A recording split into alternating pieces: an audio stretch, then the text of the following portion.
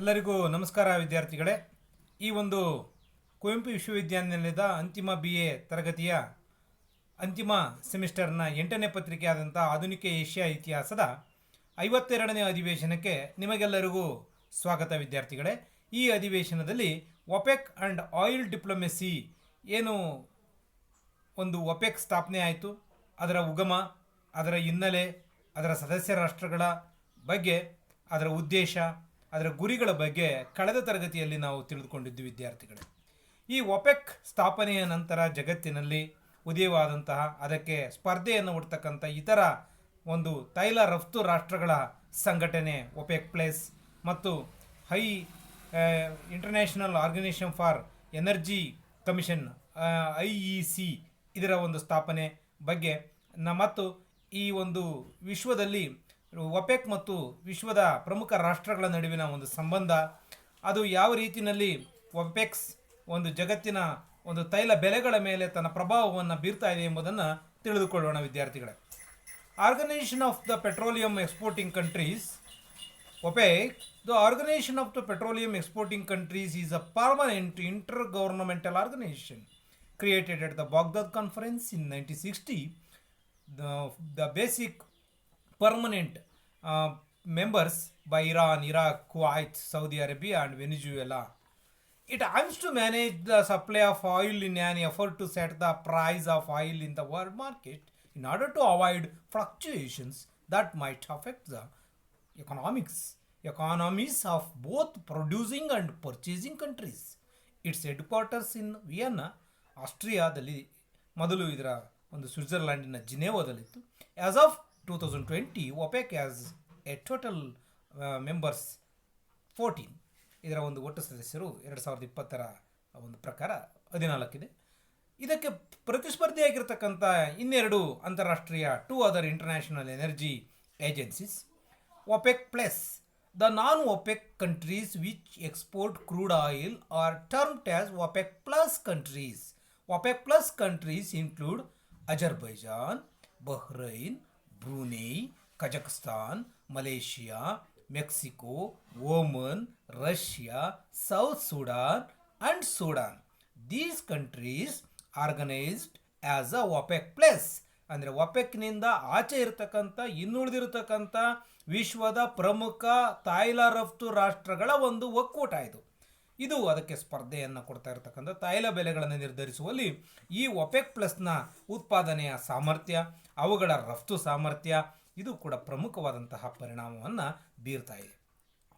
Another one important United Nation ಆರ್ಗನೈಸೇಷನ್ನ ಅಧೀನದಲ್ಲಿ ಬರ್ತಕ್ಕಂಥ ಇಂಟರ್ನ್ಯಾಷನಲ್ ಎನರ್ಜಿ ಏಜೆನ್ಸಿ, ಇದು ಈ ಒಂದು ತೈಲದ ಒಂದು ಉತ್ಪಾದನೆ, ತೈಲದ ಬೆಲೆ ಇವುಗಳ ಮೇಲೆ ತನ್ನದೇ ಆದಂತಹ ಪರಿಣಾಮವನ್ನು ಬೀರ್ತಾ ಇದೆ. ಯಾಕೆಂದರೆ ಇದು renewable, non renewable energy sources ಆಗಿರ್ತಕ್ಕಂತಹ ಪೆಟ್ರೋಲಿಯಂ ಪ್ರಾಡಕ್ಟ್ಸ್ಗೆ ಆಲ್ಟರ್ನೇಟಿವ್ ಆಗಿ ನಾನ್ ರಿನ್ಯೂವಬಲ್ ಎನರ್ಜಿ ಸೋರ್ಸಸ್ ಆದಂಥ ಹೈಡ್ರೋ ಎಲೆಕ್ಟ್ರಿಸಿಟಿ, ಅದೇ ರೀತಿ ಜೊತೆಗೆ ಜಿಯೋಥರ್ಮಲ್ ಎನರ್ಜಿ ಪ್ರೊಡಕ್ಷನ್, ಅದೇ ರೀತಿ wind energy and also to especially solar energy production ಇವುಗಳ ಬಗ್ಗೆ ಇತ್ತೀಚೆಗೆ ಬಹಳ ಸಂಶೋಧನೆಗಳು ನಡೀತಾ ಇದೆ ಜಗತ್ತಿನ. ಆ ಸಂಶೋಧನೆಗಳನ್ನು ಪ್ರೋತ್ಸಾಹಿಸ್ತಾ ಜೊತೆಗೆ ಆಟೋಮಿಕ್ ಎನರ್ಜಿ ಕೂಡ ಒಂದು ರಿನ್ಯೂವಬಲ್ ಎನರ್ಜಿನೇ, ಅದು ಕೂಡ ಅದ್ರ ಬಗ್ಗೆನೂ ಕೂಡ ಸಂಶೋಧನೆಗಳು ಸುರಕ್ಷಿತವಾಗಿ, ಯಾಕೆಂದರೆ ಅದು ಭಾಳ ರಿನ್ಯೂವಬಲ್ ಆದರೂ ಕೂಡ ಅದು ತುಂಬ ಅಪಾಯಕಾರಿಯಾದಂಥದ್ದು. ಅದರ ಉತ್ಪಾದನೆ, ಅದರ ಬಳಕೆ ತುಂಬ, ಯಾಕೆಂದರೆ ಫುಕುಶಿಮಾದಲ್ಲಿ ನಡೆದಂಥ ಒಂದು ದುರಂತ ಏನಿದೆ ಅದು ಇವತ್ತಿಗೂ ಕೂಡ ನಮ್ಮ ಕಣ್ಣು ಮುಂದಿದೆ. The international energy agency IEA is an autonomous organization which works to ensure reliable, affordable and clean energy. It was established in the wake of 1973, set up in 1974. Oil crisis 1973ರಲ್ಲಿ ಉಂಟಾದಂಥ ಒಂದು ಒಪೆಕ್ನ ಒಂದು ನಿಯಂತ್ರಣಕ್ಕೊಳಪಟ್ಟಂಥ ಏಕಸ್ವಾಮ್ಯದ ಕಾರಣದಿಂದ ಉಂಟಾದಂಥ ಒಂದು ತೈಲ ಬಿಕ್ಕಟ್ಟಿನ ಕಾರಣದಿಂದ 1974ರಲ್ಲಿ ಈ ಇಂಟರ್ನ್ಯಾಷನಲ್ ಎನರ್ಜಿ ಏಜೆನ್ಸಿ ಸ್ಥಾಪನೆಯಾಗಿದೆ. It's head quarter in Paris, ಫ್ರಾನ್ಸ್ನ ಪ್ಯಾರಿಸ್ನಲ್ಲಿ ಇದರ ಒಂದು ಕೇಂದ್ರ ಕಚೇರಿ ಇದೆ. ಈ ಮೂರು ಪ್ರಮುಖವಾದಂಥ ತೈಲ ಒಂದು ಉತ್ಪಾದನೆ ಮತ್ತು ಅದರ ರಫ್ತಿನ ಮೇಲೆ ನಿಯಂತ್ರಣವನ್ನು ಮತ್ತು ತೈಲ ಬೆಲೆ ಮತ್ತು ಪೂರೈಕೆ ಮತ್ತು ಬೇಡಿಕೆಯ ಮೇಲೆ ಪರಿಣಾಮವನ್ನು ಮತ್ತು ನಿಯಂತ್ರಣವನ್ನು ಸಾಧಿಸುವಂಥ ಪ್ರಮುಖವಾದಂಥ ಅಂತಾರಾಷ್ಟ್ರೀಯ ಒಂದು ಸಂಘಟನೆಗಳು. OPEC members countries produce about 42% of the world's crude oil and 18% of its natural gas. ನೋಡಿ, ಈ ಒಂದು ಪ್ರಪಂಚದಲ್ಲೇ ಉತ್ಪಾದನೆ ಆಗ್ತಕ್ಕಂಥ ತೈಲದಲ್ಲಿ 42% ಒಪೆಕ್ನ ರಾಷ್ಟ್ರಗಳು ಉತ್ಪಾದಿಸ್ತವೆ. ಅಷ್ಟೇ ಅಲ್ಲ, ನ್ಯಾಚುರಲ್ ಗ್ಯಾಸ್ನಲ್ಲಿ 18% ಪ್ರೊಡಕ್ಷನ್ನು come from OPEC countries. The price of crude oil is set by movements on the three major international petroleum exchanges. ಏನು ನಾವು ಸ್ಟಾಕ್ ಎಕ್ಸ್ಚೇಂಜಸ್ ಅಂತ ಕರಿತೀವಿ, ಅದೇ ರೀತಿ ಈ ಪೆಟ್ರೋಲಿಯಂಗೂ ಕೂಡ ಏನು ಕಂಪನಿಯ ಸ್ಟಾಕುಗಳಿಗೆ ಸಂಬಂಧಪಟ್ಟಂಥ ಸ್ಟಾಕ್ ಎಕ್ಸ್ಚೇಂಜ್ ಇದ್ದಂತೆ ಈ ಪೆಟ್ರೋಲಿಯಂ ಉತ್ಪಾದನೆಗೂ ಸಂಬಂಧಪಟ್ಟಂತೆ ಕೆಲವು ಎಕ್ಸ್ಚೇಂಜ್ಗಳಿದ್ದಾವೆ. ಅದು ಪ್ರಮುಖವಾಗಿ ಆ ಮೂರು ಎಕ್ಸ್ಚೇಂಜ್ಗಳು ಪೆಟ್ರೋಲಿಯಂನ ಉತ್ಪಾದನೆ ಮತ್ತು ಅದರ ಒಂದು ಬೆಲೆಯನ್ನು ನಿರ್ಧರಿಸುತ್ತಾರೆ. ಅದರಲ್ಲಿ ಮೊಟ್ಟ ಮೊದಲನೇದಾಗಿ the New York mercantile exchange, second one the international petroleum exchange in London. ಒಂದು ನ್ಯೂಯಾರ್ಕ್ನಲ್ಲಿರ್ತಕ್ಕಂಥ ಮರ್ಕೆಂಟೈಲ್ ಎಕ್ಸ್ಚೇಂಜ್, ಇನ್ನೊಂದು ಲಂಡನ್ನಲ್ಲಿರ್ತಕ್ಕಂಥ international petroleum exchange, third one the Singapore international monetary exchange. ಈ ಮೂರು ಪ್ರಮುಖವಾಗಿ ತೈಲ ಬೆಲೆಯನ್ನು ನಿರ್ಧರಿಸುವಲ್ಲಿ ಜಗತ್ತಿನಲ್ಲಿ ಪ್ರಮುಖವಾದಂತಹ ಒಂದು ಪಾತ್ರವನ್ನು ನಿರ್ಧರಿಸ್ತಾರೆ. ವೈ ಲವ್ ಪ್ರೈಸಸ್, ಯಾಕೆ ಕಡಿಮೆ ಬೆಲೆ? ವೈ ಹೈ ಪ್ರೈಸಸ್, ಯಾಕೆ ಅಧಿಕ ಬೆಲೆ? ಬೆಲೆಗಳು ಹೆಚ್ಚಾಗೋದು, ಬೆಲೆಗಳು ಕಡಿಮೆ ಆಗೋದಕ್ಕೆ ಪ್ರಮುಖವಾಗಿ ಬೆಲೆಗಳು ಕಡಿಮೆ ಆಗೋದು ಯಾವಾಗ? Imbalance of supply and demand. ಬೇಡಿಕೆ ಯಾವಾಗ ಕುಸಿಯುತ್ತದೋ, ಕಡಿಮೆ ಆಗ್ತದೋ, ಸಹಜವಾಗಿಯೇ ಬೆಲೆಗಳು ಕಡಿಮೆ ಆಗ್ತವೆ. ಮತ್ತು ಅದಕ್ಕೆ ತಕ್ಕನಾಗಿ ಪೂರೈಕೆಯನ್ನು ಕಡಿಮೆ ಮಾಡೋದಕ್ಕೆ ಆಗಲ್ಲ. ಯಾಕೆಂದರೆ ಪೆಟ್ರೋಲಿಯಂ ಪ್ರೊಡಕ್ಷನ್ ಏನು ರಿಫೈನರೀಸ್ ಏನಿದ್ದಾವೆ ಅವೆಲ್ಲ 24x7 ಅಂದರೆ ವಾರದ 7 ದಿನಗಳು 24 ಗಂಟೆಗಳು ಉತ್ಪಾದನೆಯನ್ನು ಅವು ಮಾಡ್ತಾರಲ್ಲೇ ಇರಬೇಕಾಗತ್ತೆ. ಇದ್ದಕ್ಕಿದ್ದಂತೆ ಸ್ಥಗಿತಗೊಳಿಸೋದಕ್ಕಾಗಲ್ಲ. Next, why high prices? Shortage of oil supplies, taxation, sentiments, other factors. ಕೆಲವೊಂದು ವೈಯಕ್ತಿಕ ಉದ್ದೇಶಗಳಿಂದಲೂ ಕೂಡ ಅವು ಉತ್ಪಾದನೆಯನ್ನು ನಿಲ್ಲಿಸ್ಬೋದು. ಪೂರೈಕೆಯನ್ನು ಯಾವಾಗ ಪೂರೈಕೆ ಕಡಿಮೆ ಆಗ್ತದೋ ಸಹಜವಾಗಿ ಬೆಲೆಗಳು ಅಧಿಕವಾಗ್ತವೆ. ಆದರೆ shortage of oil supplies. Taxation, ಅಧಿಕ ತೆರಿಗೆ ಇದ್ದಿದ್ದರಿಂದ ಬೆಲೆಗಳು ಅಧಿಕ ಆಗ್ತವೆ. ಈಗ ನಮ್ಮ ದೇಶದಲ್ಲಿ ಇವತ್ತು ಪ್ರಸ್ತುತ ನಾವು ನೋಡೋದಾದರೆ ನಿಜವಾಗಿ ಟ್ಯಾಕ್ಸ್, ವಿತೌಟ್ ಟ್ಯಾಕ್ಸ್ ಪೆಟ್ರೋಲಿಯಮ್ಮು ಮತ್ತು ಡೀಸೆಲ್, ಕುಕ್ಕಿಂಗ್ ಗ್ಯಾಸ್ ಏನಿದೆ ಅವುಗಳ ಬೆಲೆ ಇವತ್ತಿನ ಮಾರುಕಟ್ಟೆ ಬೆಲೆಗಳಿಗಿಂತ ಅರ್ಧದಷ್ಟು ಬೆಲೆಗೆ ಇವತ್ತು ಮಾರಾಟ ಮಾಡ್ಬೋದು ವಿತೌಟ್ ಟ್ಯಾಕ್ಸ್. ಯಾವಾಗ ಅದ್ರ ಮೇಲೆ ಟ್ಯಾಕ್ಸ್ ಬೀಳುತ್ತೋ, VAT, state VAT, central government ವ್ಯಾಟ್ಗಳು ಬೀಳ್ತವೆ, ಆ ಸೇಲ್ಸ್ ಟ್ಯಾಕ್ಸ್ಗಳು, ಅದು ಸೇರಿದಾಗ ಇವತ್ತು 50 ರೂಪಾಯಿಗೆ ಮಾರಾಟ ಆಗಬಾರ್ದು, 100 ರೂಪಾಯಿ ಪೆಟ್ರೋಲ್ ಮಾರಾಟ ಆಗ್ತಿದೆ, ಹತ್ತಿರ 90 ರೂಪಾಯಿಗೆ ಇವತ್ತು ಡೀಸೆಲ್ ಮಾರಾಟ ಆಗ್ತೈತೆ. ಇದು ಕಾರಣ ಏನಂದ್ರೆ ಟ್ಯಾಕ್ಸ್. ಅದೇ ರೀತಿ ಸೆಂಟಿಮೆಂಟ್ಸ್ಗಳು ಕೂಡ ಕಾರಣ ಆಗ್ತವೆ. ನಮ್ಮ ದೇಶದಲ್ಲಿ ಈಗಿನೇ ನಾವು ನಮ್ಮ ಸಂಪನ್ಮೂಲವನ್ನು ಬರಿದು ಮಾಡ್ಕೋಬಾರ್ದು ಅನ್ನೋ ಭಾವನೆ ಆ ದೇಶಕ್ಕಿದ್ರೆ ಅದು ಉತ್ಪಾದನೆನ ಕಡಿಮೆ ಮಾಡುತ್ತೆ. ಅದರ್ ಫ್ಯಾಕ್ಟರ್ಸ್, ಇತರೆ ಕೆಲವು ಅಂಶಗಳಿಂದಲೂ ಕೂಡ ಈ ಒಂದು ಉತ್ಪಾದನೆ ಕುಂಠಿತ ಆಗ್ತಕ್ಕಂಥ ಸಮಸ್ಯೆಗಳನ್ನು ನಾವು ಕಾಣ್ತೀವಿ. ಯಾವಾಗ ಸಪ್ಲೈ ಕಡಿಮೆ ಆಗ್ತದೋ ಆಗ ಬೆಲೆಗಳು ಹೆಚ್ಚಾಗ್ತವೆ. OPEC and oil crisis. ಈ ಒಪೆಕ್ ಮತ್ತು ಆಯಿಲ್ ಕ್ರೈಸಿಸ್ ಯಾವ್ಯಾವಾಗ ಉಂಟಾದು? 1973 ಆಯಿಲ್ ಎಂಬಾರ್ಗೋ ಅನ್ನೋದು ದೊಡ್ಡ ಪ್ರಮುಖವಾದಂತಹ ಒಪೆಕ್ನ ಸ್ಥಾಪನೆಯ ನಂತರ 1960ರಲ್ಲಿ ಒಪೆಕ್ ಸ್ಥಾಪನೆ ಆದ ನಂತರ ಉದ್ಭವಿಸಿದಂಥ ಒಂದು ತೈಲ ಬಿಕ್ಕಟ್ಟು. Members of OPEC, that is one of the competitors of the OPEC organization, OAPEC, Arab members of OPEC plus Egypt, Syria, ಟ್ಯುನಿಸಿಯಾ.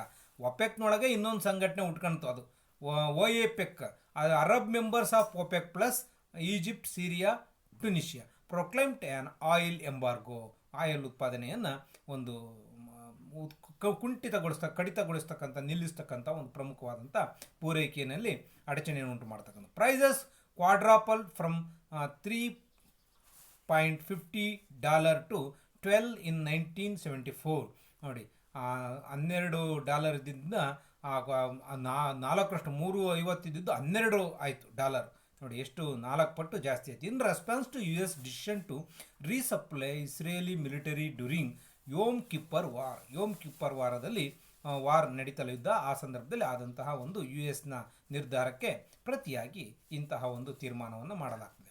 ಯೋಮ್ Kippur war, Syria, Egypt, launch surprise attack on Israel in 1973. ಈ ಯುದ್ಧದಲ್ಲಿ ಈ Syria ಮತ್ತು ಈಜಿಪ್ಟ್ಗಳು, ಯಾಕೆಂದರೆ ಅವು ಎರಡೂ ಕೂಡ ಒಂದಾಗಿದ್ದು United ಈ ಒಂದು ಅರಬ್ ರಾಷ್ಟ್ರ ಆಗಿತ್ತು. ಅದರಿಂದ 1973ನಲ್ಲಿ ಇಂಥ ಒಂದು ದಾಳಿಯನ್ನು ಮಾಡೋ ಮೂಲಕ ಈ ಯುದ್ಧ ಆರಂಭವಾಯಿತು.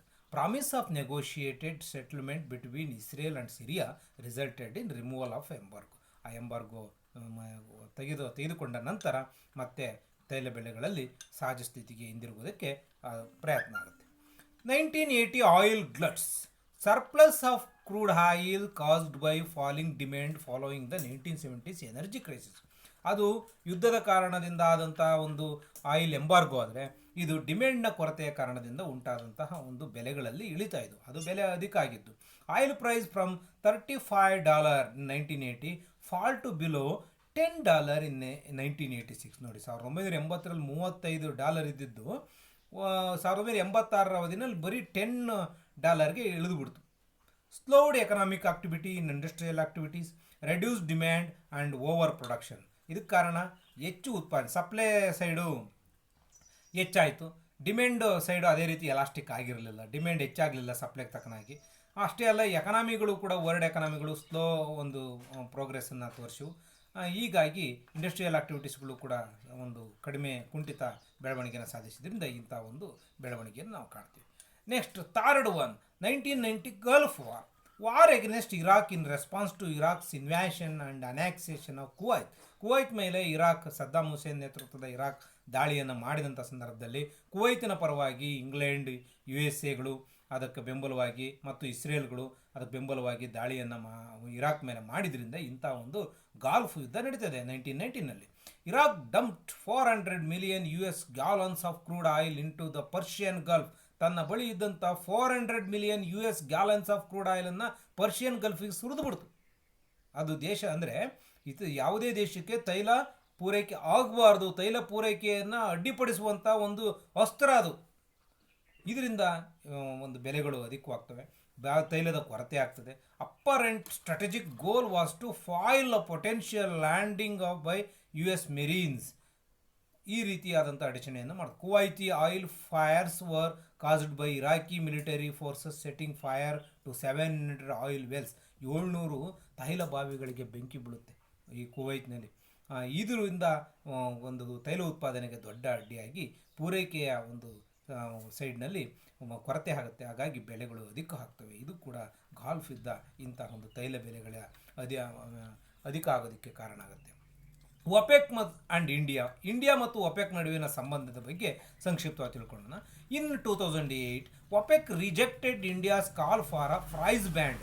ಭಾರತ ದೇಶ ಒಂದು ಪ್ರೈಸ್ ಬ್ಯಾಂಡನ್ನು ನಿಗದಿ ಮಾಡಿ, ನೀವು ಖಚಿತವಾಗಿ ನಮಗಿಷ್ಟು ವರ್ಷಗಳ ಕಾಲ ಅಂತ ಒಂದು ಬೇಡಿಕೆಯನ್ನು 2008ರಲ್ಲಿ ಇಟ್ಟಾಗ ಅದನ್ನು ತಿರಸ್ಕರಿಸುತ್ತದೆ. ಆ ರೀತಿಯಾದಂಥ ಒಪ್ಪಂದಕ್ಕೆ ಒಪೆಕ್ ಒಪ್ಪೋದಿಲ್ಲ.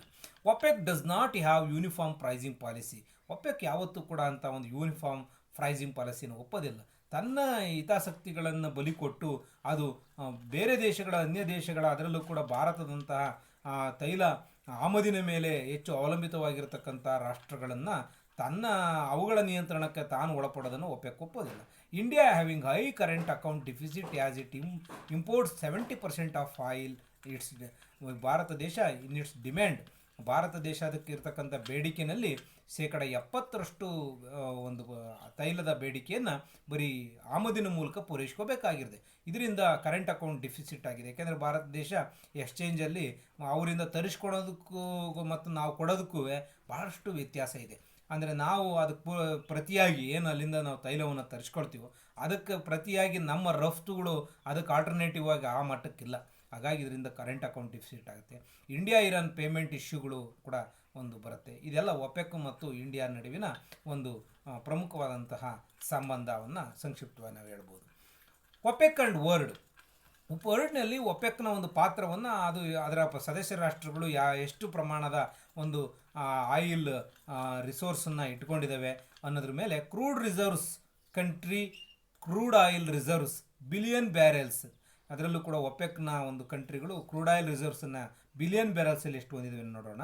Venezuela 296.58 billion barrels, Saudi Arabia 264.54 billion barrels, Iran 151.70 billion barrels, Iraq 143.10 billion barrel, Kuwait 101.50 billion barrel, total 1193.72 billion barrel.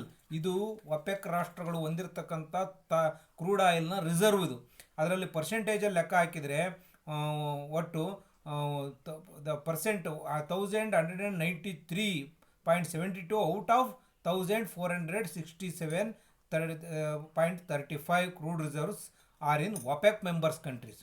ಪ್ರಪಂಚದಲ್ಲಿರ್ತಕ್ಕಂಥ 1447.35 billion ಬ್ಯಾರೆಲ್ಸ್ನ ಕ್ರೂಡ್ ಆಯಿಲ್ ರಿಸರ್ವ್ನಲ್ಲಿ ಒಪೆಕ್ನ ಹತ್ರ 81.3% ಇದೆ. ಇದರಿಂದ ಒಪೆಕ್ ಮತ್ತು ಪ್ರಪಂಚದ ಮೇಲೆ ತೈಲ ಬೆಲೆಗಳ ಮೇಲೆ, ತೈಲ ಪೂರೈಕೆಯಲ್ಲಿ ಒಪೆಕ್ನ ಮಹತ್ವ, impact, what is the impact of the OPEC decisions ಅನ್ನೋದು ನಮಗೆ ತಿಳಿದು ಬರ್ತದೆ. ಕರೆಂಟ್ ಸಿನಾರಿಯೋ, ಈಗಿನ ಒಂದು ಪರಿಸ್ಥಿತಿನಲ್ಲಿ ಏನು ಕರೆಂಟ್ ಸಿನಾರಿಯೋ ಅನ್ನೋದನ್ನು ತಿಳ್ಕೊಂಡು, total world output of crude oil in 2020 was 69.7 million barrels per day. ಒಂದು ದಿನಕ್ಕೆ 69.7 ಮಿಲಿಯನ್ ಬ್ಯಾರೆಲ್ಸು ಉತ್ಪಾದನೆ ಆಗುತ್ತೆ. OPEC output was 29.2 million barrels per day, which is 41.8% of world output. ನೋಡಿ, ಅವ್ರ ಹತ್ರ ರಿಸರ್ವ್ 80% ಇದೆ, ಆದರೆ ಪ್ರೊಡಕ್ಷನ್ ಮಾತ್ರ 41.8% ಇದೆ. ಅವರು ಈಗ ಪೂರೈಕೆ ಮಾಡ್ತಾ ಇರೋದು. ಅಂದರೆ ಅವರು ಈ ತೈಲ ಪೂರೈಕೆಯನ್ನು ಭಾಳ ನಿಯಂತ್ರಿತವಾಗಿ ಪೂರೈಸ್ತಾ ಇದ್ದಾರೆ. ತಮ್ಮಲ್ಲಿರ್ತಕ್ಕಂಥ ಒಂದು ಸಂಪನ್ಮೂಲವನ್ನು ಬರಿದು ಮಾಡಿಕೊಳ್ಳಲು ಅವರು ಸಿದ್ಧರಿಲ್ಲ ಎಂಬುದು ನಮಗೆ ಇದರಿಂದ ತಿಳಿದು ಬರ್ತದೆ. OPEC crude oil reserves are sufficient to last more than 112 years. 112 ವರ್ಷಗಳಿಗೆ ಪೂರೈಸುವಷ್ಟು, ಇಡೀ ಜಗತ್ತಿಗೆ ಪೂರೈಸುವಷ್ಟು ಅವರ ಹತ್ರ ಸಂಪನ್ಮೂಲ ಇದೆ. ಆ ನಂತರ ವಾಟ್ ನೆಕ್ಸ್ಟ್ ಇನ್ ಫ್ಯೂಚರ್? ಹಾಗಾಗಿ ಅವರು ಈ ಒಂದು ಭಾಳ ಏನು ನಾವು ಇದನ್ನು ದ್ರವರೂಪದ ಚಿನ್ನ ಅಂತ ಕರಿತೀವಿ, ಲಿಕ್ವಿಡ್ ಗೋಲ್ಡ್ ಅಂತ, ಅದನ್ನು ಅವರು ರಿಸರ್ವ್ನ ನಷ್ಟ ಮಾಡ್ಕೊಳ್ತಾ ಇರಲ್ಲ. ಇನ್ನು ಒಪೆಕ್ ಪ್ಲಸ್ ಕಂಟ್ರಿಗಳು ಏನಿದ್ದಾವೆ ಅವು ತಮ್ಮಲ್ಲಿರ್ತಕ್ಕಂಥ ಉತ್ಪಾದನೆಯನ್ನು ಹೆಚ್ಚಿಸುವ ಮೂಲಕ ಈ ಒಂದು ಒಪೆಕ್ಗೆ ಸವಾಲಾಗಿ ಅವು ಉತ್ಪಾದನೆಯನ್ನು ಮಾಡ್ತಿದ್ವು. ಆದರೆ ಒಪೆಕ್ ಮಾತ್ರ ತನ್ನ ಆರ್ಗನೈಸೇಷನ್ ಒಂದು ಶಕ್ತಿಯನ್ನು ಇಟ್ಕೊಂಡು ಅದು ನಿಯಂತ್ರಿತವಾಗಿ ಯಾವುದೇ ಒಂದು ಪ್ರಚೋದನೆಗಳು ಒಳಗಾಗದಂತೆ ಉತ್ಪಾದನೆಯನ್ನು ಮಾಡ್ತಾ ಇದೆ. OPEC challenges: uncertainty in global demand, structural shift in demand from developed world to developing world, non-OPEC oil producing nations Russia, Norway, Canada, Mexico etc. often increase production when OPEC cuts it. OPEC ಯಾವಾಗ ತನ್ನ ಉತ್ಪಾದನೆಯನ್ನು ಕಡಿಮೆ ಮಾಡುತ್ತೋ ಆಗ OPEC plus ರಾಷ್ಟ್ರಗಳು ಉತ್ಪಾದನೆಯನ್ನು ಹೆಚ್ಚಿಸುವ ಮೂಲಕ ಇದಕ್ಕೆ ಸವಾಲಾಗೋನ್ನು ನೋಡ್ತಿದ್ದೇವೆ. ಅದ್ರ ಜೊತೆಯಲ್ಲಿ ಗ್ಲೋಬಲ್ ಡಿಮ್ಯಾಂಡು ಅದು ಅನ್ಸರ್ಟೈನಿಟಿ ಇದೆ. ಯಾಕೆಂದರೆ ಕೆಲವೊಂದು ಸಂದರ್ಭದಲ್ಲಿ ಆಯಾ ರಾಷ್ಟ್ರಗಳಲ್ಲಿ ಉಂಟಾಗ್ತಕ್ಕಂಥ ತೆಗೆದುಕೊಳ್ತಕ್ಕಂಥ ತೀರ್ಮಾನಗಳು ಕೂಡ ಇಂಥ ಒಂದು ಫ್ಲಕ್ಚುಯೇಷನ್ಗೆ, ಅನ್ಸರ್ಟನಿಟಿಗೆ ಕಾರಣ ಆಗಿದೆ. Russia overtook Saudi Arabia as the world's biggest crude supplier in 2009. 2009 Russia Saudi ಅರೇಬಿಯಾವನ್ನು, ಒಪೆಕ್ನ ಸದಸ್ಯ ರಾಷ್ಟ್ರವಾದಂಥ ಸೌದಿ ಅರೇಬಿಯಾವನ್ನು ಮೀರಿಸಿ ಉತ್ಪಾದನೆಯನ್ನು ಮಾಡ್ತದೆ. Next, OPEC's share of production has gone down from around 51% in the mid 1970s to just over 40% ನಾವು. ನಾನು ಆಗಲೇ ಹೇಳಿದೆ, ಬರೀ 40% ಅದರ ಕೊಡುಗೆ ಇದೆ. ಒಂದು ಕಾಲದಲ್ಲಿ 51% ಇತ್ತು. ಇದಕ್ಕೆ ಕಾರಣ ಏನಂದರೆ ಒಪೆಕ್ ಪ್ಲಸ್ ರಾಷ್ಟ್ರಗಳ ಉತ್ಪಾದನೆಯನ್ನು ಹೆಚ್ಚಿಸಿರ್ತಕ್ಕಂಥದ್ದು. Problem of member cohesion within OPEC nations. ಅದರಲ್ಲೂ ಕೂಡ ಒಪೆಕ್ನ ಸದಸ್ಯ ರಾಷ್ಟ್ರಗಳಲ್ಲೇ ಒಂದು ಕೋಯೇಷನ್, ಏನೋ ಒಂದು ಸಾಮರಸ್ಯ ಅನ್ನೋದು ಕಂಡುಬತ್ತೇ ಇಲ್ಲ, ಕೆಲವೊಂದು ಸಂಘರ್ಷಗಳಿದ್ದಾವೆ. ಭಿನ್ನಾಭಿಪ್ರಾಯ: maintaining quota discipline within the cartel. ಅದರಲ್ಲೂ ಕೂಡ ನಿಮ್ಮದು ಇಂತಿಂಥ ರಾಷ್ಟ್ರ ಇಷ್ಟಿಷ್ಟು ಉತ್ಪಾದನೆ ಮಾಡಬೇಕು ಅಂತ ಕೋಟಾ ಏನಿದೆ ಅದನ್ನು ಕೂಡ ಸಂಬಂಧಪಟ್ಟಂತೆ ಭಿನ್ನಾಭಿಪ್ರಾಯಗಳಿದೆ. Next, the existence of factions within OPEC which are generally classified into 3 groups. ಈ ಒಪೆಕ್ನೊಳಗೆ 3 ಗುಂಪುಗಳಿದ್ದಾವೆ. The group led by Saudi Arabia, the UAE and Kuwait, who are in favour of increased supplies and moderate pricing. ಈ 3 ರಾಷ್ಟ್ರಗಳು ಏನಿದ್ದಾವೆ ಇವು ಒಪೆಕ್ನ ಸದಸ್ಯ ರಾಷ್ಟ್ರಗಳೇ. ಸೌದಿ ಅರೇಬಿಯಾ, UAE, ಕುವೈತ್ ಇವು ಒಂದು ಮಾಡರೇಟ್ ಬೆಲೆಯನ್ನು ನಿಗದಿ ಮಾಡೋಣ, ಜಾಸ್ತಿ ಅಧಿಕ ಬೆಲೆಯನ್ನು ನಿಗದಿ ಮಾಡೋದು ಬೇಡ, ಸಪ್ಲೈಯನ್ನು ಹೆಚ್ಚು ಮಾಡೋಣ ಅನ್ನತಕ್ಕಂಥ ಅಭಿಪ್ರಾಯವನ್ನು ಹೊಂದಿದೆ. The group led by Libya, Iran, Algeria, who are insistent on decreasing output for higher price. ಬೆಲೆ ಜಾಸ್ತಿ ಇಟ್ಟಿರೋಣ, ಉತ್ಪಾದನೆಯನ್ನು ಕಡಿಮೆ ಮಾಡೋಣ, ನಾವು ಪೂರೈಕೆಯನ್ನು ಕಡಿಮೆ ಮಾಡಿದ್ರೆ ಬೆಲೆ ಜಾಸ್ತಿ ಬಂದೇ ಬರುತ್ತೆ ಅಂತಕ್ಕಂಥ ಸ್ವಭಾವ ಈ 3 ರಾಷ್ಟ್ರಗಳದಾಗಿದೆ. ದ ಇನ್ ಬಿಟ್ವೀನ್ ಗ್ರೂಪ್, ಇವೆರಡರ ನಡುವೆ ಒಂದು ಗ್ರೂಪ್ ಇದೆ, Nigeria, Venezuela, Indonesia, who have been known to take sides depending on their own economic political agenda. ಅವು ಬೇಕಾದಂಗೆ ಆ ಮೇಲಿನ 2 ಗುಂಪುಗಳ ಕಡೆ ಒಂದೊಂದು ನಿರ್ಧಾರ ತಗೋಬೇಕಾದ್ರೆ ಒಂದೊಂದು ಸಮಯದಲ್ಲಿ ಗುಂಪನ್ನು ಬದಲಾಯಿಸ್ತಕ್ಕಂಥ ಒಂದು ಗುಂಪಾಗಿದೆ ಇದು. ಇವುಗಳು ಈ ಒಪೆಕ್ನ ತೀರ್ಮಾನದಲ್ಲಿ ಆಯಿಲ್ ಪ್ರೈಸ್ ನಿಗದಿಯಲ್ಲಿ ಸಪ್ಲೈ ಒಂದು ಇನ್ಕ್ರೀಸ್ ಮಾಡೋದಿರ್ಬೋದು, ಸಪ್ಲೈ ಕಡಿತಗೊಳಿಸೋದಿರ್ಬೋದು, ಇವುಗಳಲ್ಲಿ ಪ್ರಮುಖ ತೀರ್ಮಾನಗಳನ್ನು ತೆಗೆದುಕೊಳ್ಳುವುದರಲ್ಲಿ ಇವುಗಳನ್ನು ಕಾಣ್ತೀವಿ. ಜೊತೆಗೆ ಅದು ಎದುರಿಸ್ತಾ ಇರತಕ್ಕಂಥ ಸವಾಲುಗಳಲ್ಲಿ the challenges which are facing by OPEC, Middle Eastern strife and political instability in OPEC oil producing countries, mostly authoritarian states that use oil money as a means of sustaining political power. ಈ ರಾಷ್ಟ್ರಗಳಲ್ಲಿ, ಅದರಲ್ಲೂ ಕೂಡ ಮಧ್ಯಪ್ರಾಚ್ಯ ರಾಷ್ಟ್ರಗಳಲ್ಲಿ ಅನೇಕ ಕಡೆ ಒಂದು ಸರ್ವಾಧಿಕಾರಿಗಳಿದ್ದಾರೆ. ಅದರಲ್ಲಿ ಧಾರ್ಮಿಕವಾದಂತಹ ಒಂದು ಆಡಳಿತದ ಪ್ರಭಾವ ಇದೆ. ಜೊತೆಗೆ ಅಲ್ಲಿ ಆಗಾಗ್ಗೆ ಸಂಘರ್ಷಗಳು ನಡೀತಾ ಇದ್ದಾವೆ. ಅದರಲ್ಲೂ ಇಸ್ರೇಲ್ ಪ್ಯಾಲೆಸ್ಟೈನ್ನ ಸಂಘರ್ಷ ಇರ್ಬೋದು, ಕುವೈತ್ ಇರಾಕ್ನ ಸಂಘರ್ಷ ಇರ್ಬೋದು, ಇರಾನ್ ಮತ್ತು ಇರಾಕ್ ನಡುವಿನ ಬಿಕ್ಕಟ್ಟುಗಳಿರ್ಬೋದು. ಇವೆಲ್ಲ ಸಾಕಷ್ಟು ಪ್ರಭಾವವನ್ನು, ಇವುಗಳು ಕೂಡ ಅದರ ಮುಂದಿರತಕ್ಕಂಥ ಒಂದು ಪ್ರಮುಖ ಸವಾಲಾಗಿದೆ. Future technological developments in areas of renewable energy sources, ಅದರಲ್ಲೂ ಕೂಡ ನವೀಕರಿಸಲಾಗುವಂತಹ ಒಂದು ಕ್ಷೇತ್ರದಲ್ಲಿ, ಇಂಧನ ಕ್ಷೇತ್ರದಲ್ಲಿ ಆಗ್ತಾ ಇರತಕ್ಕಂಥ ಸಂಶೋಧನೆಗಳಿದಾವಲ್ಲ, ಅವು ನಿಜಕ್ಕೂ ಸವಾಲಾಗಿದ್ದಾವೆ. ಇವತ್ತು ನೋಡಿ, EVಗಳು ಅಂತ ಎಲೆಕ್ಟ್ರಾನಿಕ್ಸ್ ವೆಹಿಕಲ್ಸ್ಗಳು ಬರ್ತವೆ, ಎಲೆಕ್ಟ್ರಾನಿಕ್ ಸ್ಕೂಟಿಗಳು ಬರ್ತಾ ಇದ್ದಾವೆ, ಎಲೆಕ್ಟ್ರಾನಿಕ್ 2 ವೀಲರ್ ಬೈಕ್ಗಳು ಬರ್ತಾ ಇದ್ದಾವೆ, ಎಲೆಕ್ಟ್ರಾನಿಕ್ ಬೈಸಿಕಲ್ಸ್ಗಳು ಬರ್ತಾಯಿವೆ, ಎಲೆಕ್ಟ್ರಾನಿಕ್ ಕಾರ್ ಕೂಡ ಬರ್ತಾ ಇದ್ದಾವೆ, ಎಲೆಕ್ಟ್ರಾನಿಕ್ ಬೋಟ್ಸ್ಗಳು ಬರ್ತಾ ಇದ್ದಾವೆ. ಈ ಥರ ಎಲ್ಲ ಸವಾಲುಗಳು ಬಂದಾಗ ಕ್ರೂಡ್ ಆಯಿಲ್ನ ಡಿಮ್ಯಾಂಡ್ ಸಹಜವಾಗಿ ಕಡಿಮೆ ಆಗುತ್ತೆ. ಕ್ರೂಡ್ ಆಯಿಲ್ನ ಡಿಮ್ಯಾಂಡ್ ಕಡಿಮೆ ಆಯಿತು ಅಂತಂದರೆ ಅವರು ಪೂರೈಕೆಯನ್ನು ಕಡಿಮೆ ಮಾಡಬೇಕಾದಂದರೆ ಕಡಿಮೆ ಬೆಲೆ, ಸಹಜವಾಗಿ ಬೆಲೆಗಳು ಇಳಿತಾ ಹೋಗ್ತವೆ. ಹೀಗೆ ಆಲ್ಟರ್ನೇಟಿವ್ ಟೆಕ್ನಾಲಜಿಕಲ್ ಡೆವಲಪ್ಮೆಂಟ್ಸು ತುಂಬ ಈ ಮುಂದಿರ್ತಕ್ಕಂಥ ಒಂದು ದೊಡ್ಡ ಸವಾಲು. ಅದರಲ್ಲೂ ಕೂಡ ಸೋಲಾರ್ ಎನರ್ಜಿ ಅನ್ನೋದೇನಿದೆ, ಯಾಕೆಂದರೆ ಭೂಮಿಯ ಮೇಲಿನ ಶಕ್ತಿಯ ಆಗರ, the source on the earth, it is potential source ಅಂತಂದರೆ ಅದು ಎನರ್ಜಿ ಸೋರ್ಸ್ ಅಂತಂದರೆ ಅದು ಸನ್. ಹಾಗಾಗಿ ಸೂರ್ಯ ಇದೆಯಲ್ಲ, ಸೂರ್ಯನ ಶಕ್ತಿಯನ್ನು, ಸೋಲಾರ್ ಎನರ್ಜಿಯನ್ನು ಬಳಸಿಕೊಳ್ಳುವಲ್ಲಿ ಇವತ್ತು ದೇಶಗಳು ತಮ್ಮ ಬಹಳ ಉನ್ನತವಾದಂಥ ತಂತ್ರಜ್ಞಾನಗಳನ್ನು ಸಾಧಿಸ್ತಾ ಹೋಗ್ತಿದೆ. ಈ ತಂತ್ರಜ್ಞಾನದಲ್ಲಿ ಅಂಥ ಎಫಿಸಿಯನ್ಸಿಯನ್ನು ಏನಾದ್ರು ಕಂಡುಕೊಂಡರೆ ಬಹಳ ಒಂದು ದೊಡ್ಡ ಸವಾಲಿದೆ ಈ ರಾಷ್ಟ್ರಗಳಿಗೆ, OPEC ರಾಷ್ಟ್ರಗಳಿಗೆ. ಇಷ್ಟು ಇಂಥ ಸವಾಲುಗಳನ್ನು ಎದುರಿಸ್ತಾ ಇದೆ. ಇಷ್ಟು ಈ ರಾಜತಾಂತ್ರಿಕತೆಯ ವಿಷಯದಲ್ಲಿ OPEC ಎದುರಿಸ್ತಾ ಇರತಕ್ಕಂಥ ಸವಾಲುಗಳು. ವಿಶ್ವದ ಮತ್ತು ಇತರೆ ತೈಲ ರಫ್ತು ರಾಷ್ಟ್ರಗಳ ನಡುವಿನ ಒಂದು ಸಂಬಂಧವನ್ನು ಈ ತರಗತಿಯಲ್ಲಿ ತಿಳ್ಕೊಂಡಿದ್ವಿ ವಿದ್ಯಾರ್ಥಿಗಳೇ. ಮುಂದಿನ ತರಗತಿಯಲ್ಲಿ ಈ OPEC ಮತ್ತು ಯುನೈಟೆಡ್ ಕಿಂಗ್ಡಮ್, ಅದು ಅಂದರೆ ಬ್ರಿಟನ್, ಮತ್ತು USA United States of America ನಡುವಿನ ಸಂಬಂಧಗಳನ್ನು ವಿಶಿಷ್ಟವಾಗಿ ಅಧ್ಯಯನವನ್ನು ಮಾಡೋಣ ವಿದ್ಯಾರ್ಥಿ. ಎಲ್ಲರಿಗೂ ನಮಸ್ಕಾರ ವಿದ್ಯಾರ್ಥಿಗಳು.